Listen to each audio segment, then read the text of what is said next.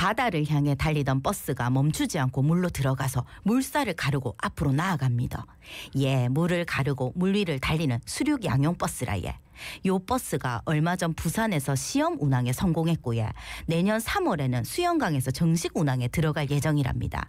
그러고 이름은 내년 하반기부터 해운대와 광안리를 오가는 해상택시도 운항을 시작한다는데요.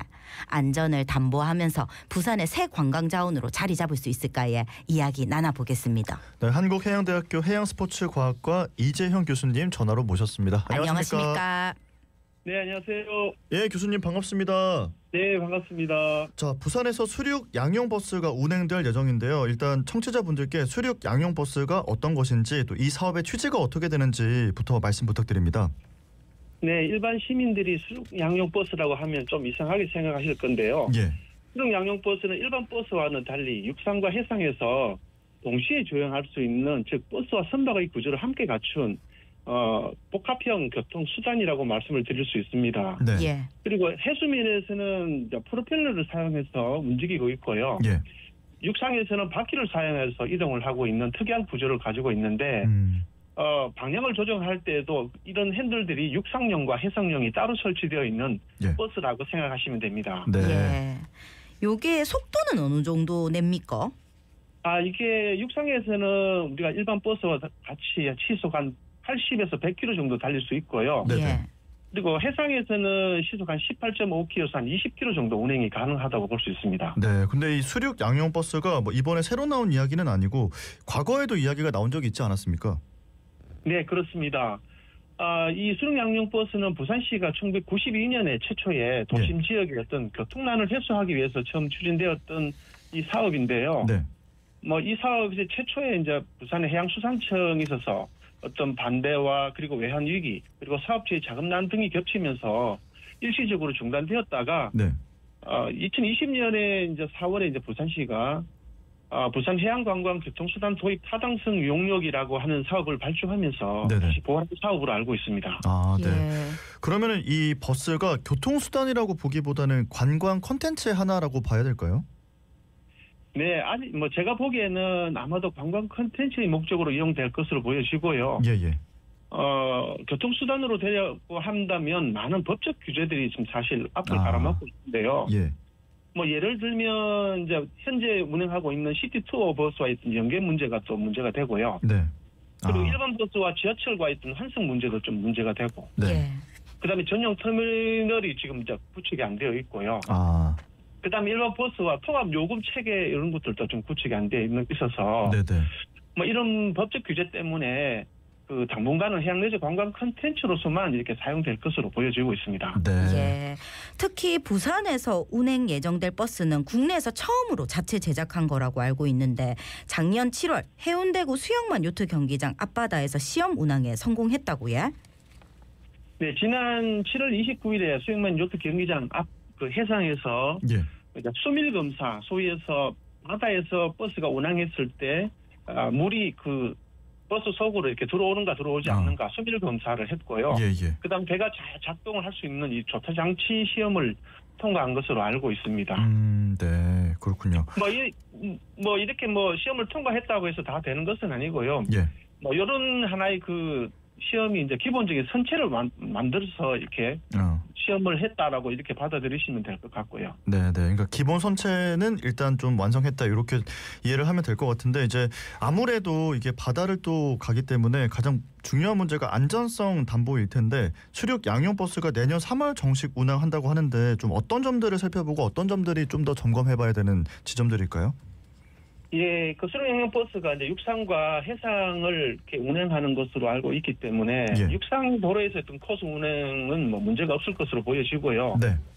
또한 수상에서 4km라고 했는데 수영강 내에서 운항에 따른 안전성 문제도 없다고 보여지지만 다만 수영강을 벗어나서 이 운항 코스가 광안리까지 운항을 한다라고 하면 상황은 좀 달라질 것으로 보입니다.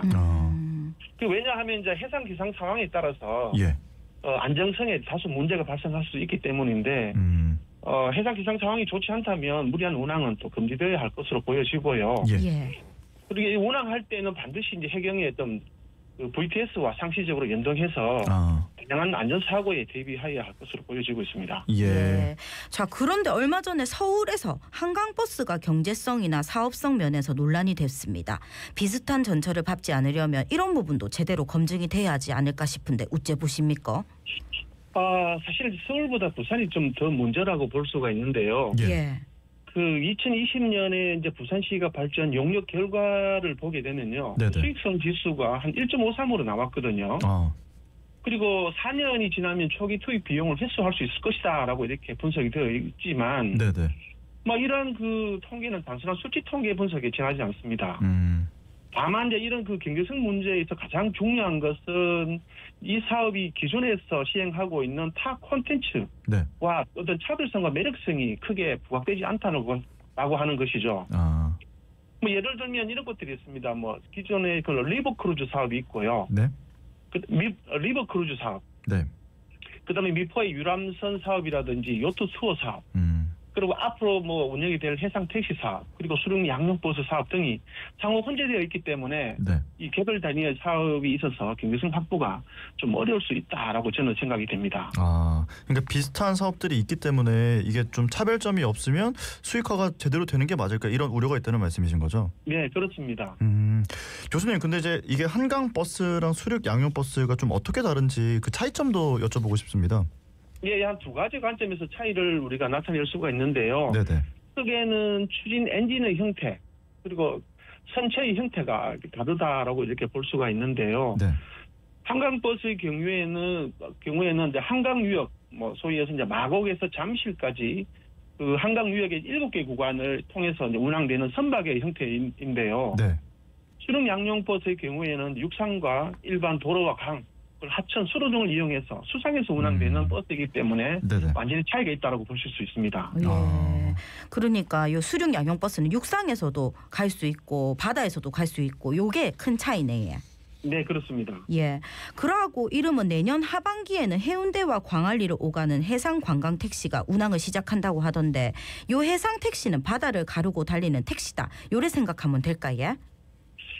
네, 그렇게 생각하시면 될 것 같고요. 먼 바다는 아니고, 네.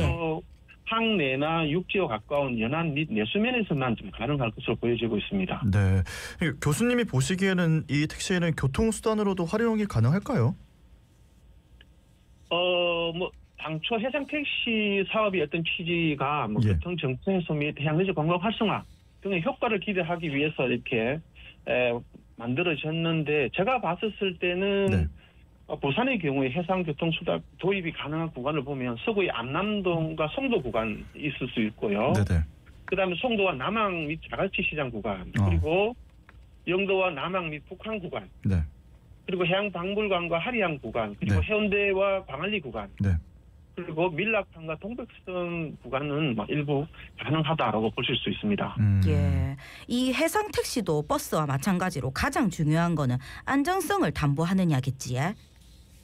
네, 그렇습니다. 해상 택시를 이용하는 사람들이 이제 관광객이다 보니까 안전이 제일 중요하지요. 네.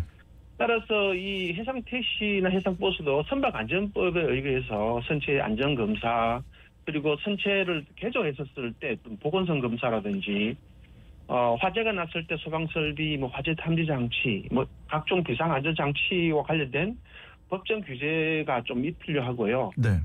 또 중요한 것은 이제 해경의 해상 교통 안전 시스템과 연동해서 안전 사고가 발생했었을 때 시각적으로 대처할 수 있는 시스템이 좀 필요할 것으로 보여집니다. 네. 예.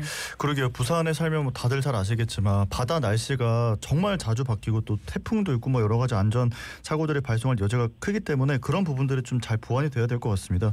자, 그러면 이제 해상 택시도 마찬가지로 관광 자원으로서의 좀 역할은 해낼 수 있을까요?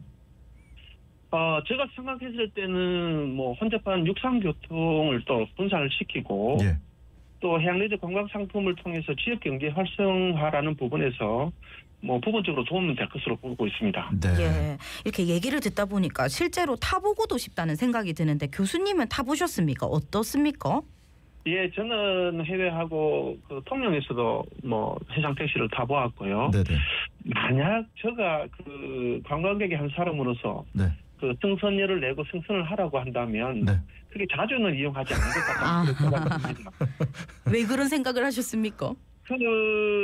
일단은 뭐 육상의 버스나 네. 어떤 크루즈보다는 편의성이라든지 쾌적성, 그다음에 승차감. 네. 특히 이제 그 수륙 양용 버스 같은 경우는 바다에 들어가면 밀폐를 해야 되거든요. 아, 물이 들어오면 안 되니까. 네, 예. 밀폐에 따른 폐쇄 공포감, 그리고 뭐 안정감 등이 그리 높지 않기 때문에 뭐 네네. 저는 그렇다고 보실 수 있습니다. 아, 그러게 이게 지금 말씀 들어보면 사실 우리가 일상을 살면서 뭐 또 바닷물에 튈 수도 있고 옷을 버릴 수도 있기 때문에 이거를 그냥 일상에서 사용하기는 좀 쉽지 않을 수도 있을 것 같다 이런 생각이 들기는 하네요.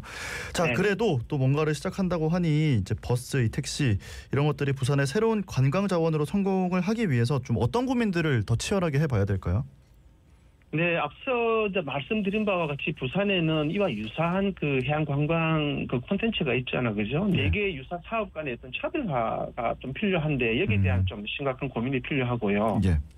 또한 이거 본 사업이 이제 정상적으로 뭐 운영을 하기 위해서는 법제적인 문제인데, 뭐 도로와 항로 간의 어떤 인허가 문제라든지, 그다음에 이제 유선법과 도선법 등 관련 법제의 규제 완화 이런 문제들이 있을 수 있는데요. 네. 이런 문제를 해결하기 위해서는 이제 국토부라든지 해수부, 그다음에 해양수산청 등이 함께 모여서 원만한 문제를 해결할 수 있는 컨트롤 타워를 좀 구축할 수 있을 것 같다는 것이 이제 저는 생각이 됩니다. 예, 알겠습니다. 오늘 말씀은 여기까지 듣고 보내드리겠습니다. 고맙습니다. 감사합니다. 네, 감사합니다.